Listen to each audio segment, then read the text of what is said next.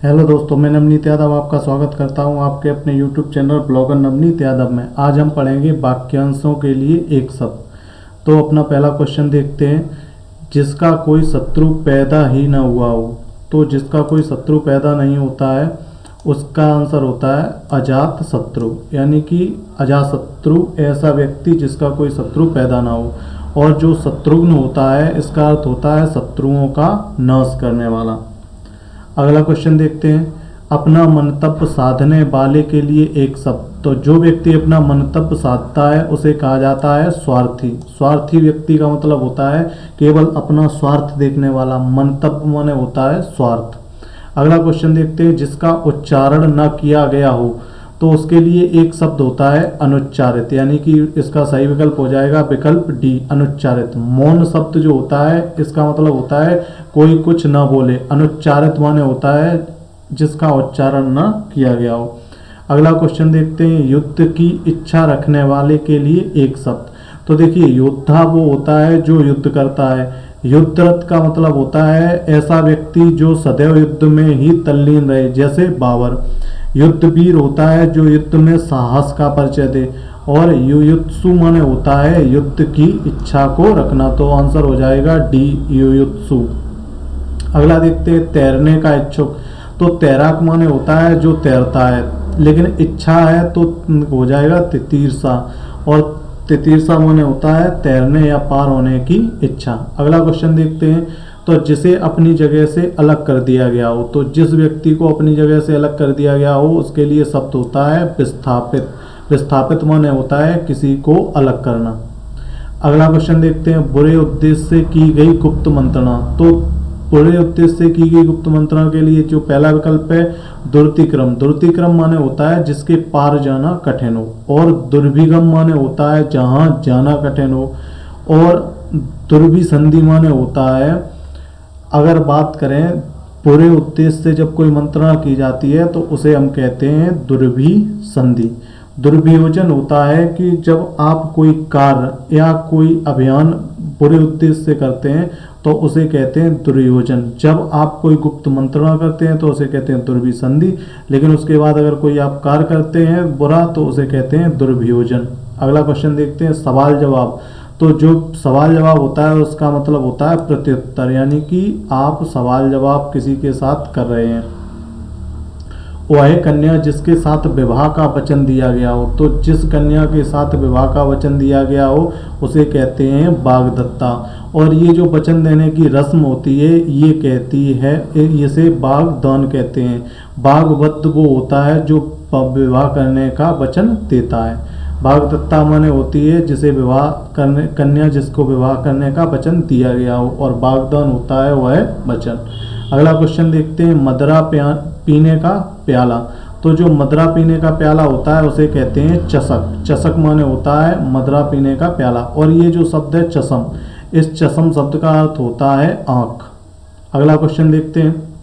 जो स्त्री के वशीभूत है के लिए एक शब्द। तो देखिए, स्त्री के वशीभूत जो है उसे कहते हैं स्त्रैण। स्त्रैण होता है जिसे जो स्त्री के वशीभूत हो।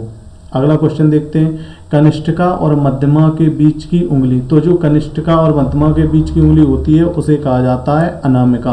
तो आपका सही आंसर हो जाएगा विकल्प डी अनामिका।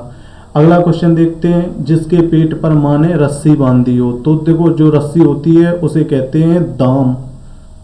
और उदर माने होता है पेट।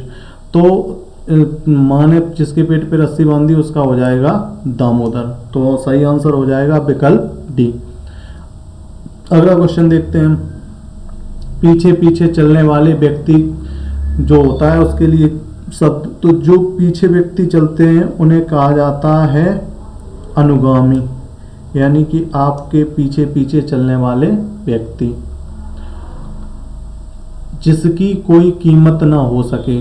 तो जिसकी कोई कीमत नहीं होती है उसे कहते हैं अमूल्य, यानी कि यह एक अमूल्य वस्तु है। बहुमूल्य मतलब होता है जिसकी बहुत कीमत हो, यानी कि अधिक कीमत वाली वस्तु को क्या कहते हैं बहुमूल्य। और कीमती वस्तु वह होती है जिसकी कीमत अधिक है या जो ज़्यादा कीमती हो। लेकिन बहुमूल्य का मतलब होता है जो सबसे ज़्यादा कीमती हो। अगला क्वेश्चन देखते हैं, थोड़ा नपा तुला भोजन करने वाले के लिए एक शब्द। तो जो व्यक्ति नपा तुला, देखिए पहला शब्द है मित व्ययी। मित व्ययी माने, मित माने होता है कम, व्ययी माने होता है खर्च करने वाला। तो मित व्ययी माने होता है कम खर्च करने वाला, और मित व्यय, व्यय माने होता है कम खर्च करना। तो मित व्यय माने होता है कम खर्च। और मिताहारी, तो सर्वाहारी, जो मांसाहारी जो पीछे शब्द लगता है इसका मतलब होता है खाना। तो मिताहारी माने होता है कम खाने वाला, यानी कि कम भोजन करने वाला। तो आंसर हो जाएगा सी, मिताहारी, थोड़ा या नपा तुला भोजन करने वाला। अगला क्वेश्चन देखते हैं, गुरु के समीप रहकर अध्ययन करने वाला। तो जो गुरु के पास रहकर अध्ययन करता है, देखिए जो गुरु के पास अध्ययन करता है उसे जो अध्ययन करता है उसे कहते हैं शिष्य। आश्रमवासी वो होते हैं जो आश्रम में निवास करते हैं, तो ये विकल्प नहीं। और विद्यार्थी वो होता है जो विद्या का अध्ययन करे या विद्या ग्रहण करे। लेकिन जो गुरु के पास रहकर शिक्षा ग्रहण या अध्ययन करता है उसके लिए शब्द होता है अंतेवासी। अंतेवासी माने होता है ऐसा व्यक्ति जो गुरु के पास रहकर शिक्षा को प्राप्त करे। अगला क्वेश्चन है, जिसके हृदय पर आघात हुआ हो। तो जिसके हृदय पर आघात हुआ हो तो उसे कहा जाता है मर्माहत। मर्माहत माने होता है जिसके हृदय पर आघात किया गया हो।